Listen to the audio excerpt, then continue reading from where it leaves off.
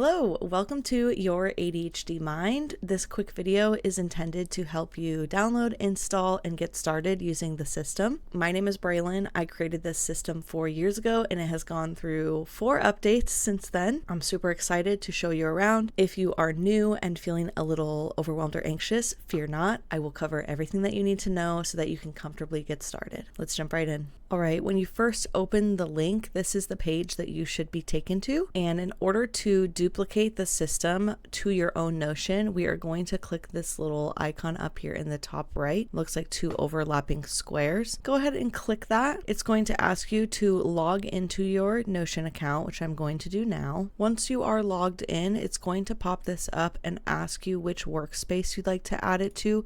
Most people are probably only going to have one, so it should be there for you. If you are in a Notion that has other people, you may want to add it to your private section so that other people don't have access to this. I'm just going to hover over here and click add. Now, this is a very large system, so it may take a few moments before it gets added to our Notion. But if you have your sidebar open, and if you don't, you can just click this button up here. It will pop up in your sidebar as soon as it is installed. You'll see down here, mine's right there in my private section. So if I click right here, I'm going to be able to see that I now have the Notion system inside of my Notion. The next thing that you're going to want to do is click this little arrow on the side so you can see both of these pages. And what I like to do is actually click and just drag the pages, totally fine. Hit switch to manual, drag the page up there, and then actually delete this welcome page.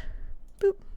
Because we no longer need that. You'll see in our private that we have the Your ADHD Mind page directory, as well as our mobile phone input page. What I also like to do is clean up the sidebar. So something that you can do that's really nice, if there's any of these that you want to reorder, like meetings, I don't want to see that. Click these little 3 dots here and choose hide section. Bye-bye. Same with agents. I don't really care to see that on my sidebar. Adios. If you don't have a ton of pages, it's fine to just leave these in your private, but I would recommend that you move them to the top as you are going to be using them quite frequently. The other thing that you can do is click the 3 dots right here and add to favorites. This will create a new section for you. Put it at the top, or if it's not at the top, you can move it up or move it down. And that way it just keeps it clean. If you have a ton of stuff in your private section, it makes it really nice to just have the couple of things that you're going to be using really front and center. Now that we have the system installed, you actually do not need to have your sidebar open.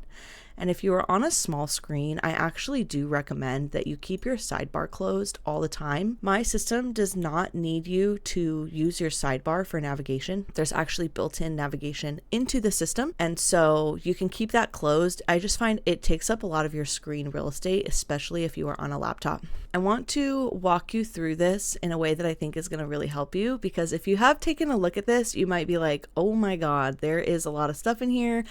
I'm starting to get a little overwhelmed, a little anxious. Maybe this is too much for me. And I want to give you an analogy that hopefully will help you understand why this is built the way it is and how it's actually not that scary. So if you think of this page similar to when you go to a shopping mall. I'm a millennial, so I don't know if those are fully outdated now. But when you go to a mall, there is a ton of stores there. A lot of stores for a lot of different people. You can think of these pages similarly to those stores. When you go to the mall, you're not going to go into every single store there. You're going to say, I need shoes, so I'm going to go to the shoe store. Or I need to get a dress. I'm going to go to the stores that have dresses. You're not ever typically going to walk in and out of every single store at the mall. Think of this very similarly, which is why I've actually named it the page directory, because when you go to the mall, or at least when we used to go to the mall back in the day, you would go to the directory, you would say, I know that I need to go to this store, and you would find on the directory where that page was. This is very similar. It's going to function the same. So what I want you to do is think back to, why did you want to download this system? Was it because you need a place to store tasks? Are you screenshotting a ton of stuff and losing it? Do you need a place to track projects? Are you just looking to offload your brain and get some space back in your head so that you're not operating at full capacity? Whatever it is, that will help you know where to start. And if you're like, I have no idea, I don't know what I need, start with the beginner essentials dashboard. That will be your best friend if you are super new to Notion, or you're just like, I don't know where I need to start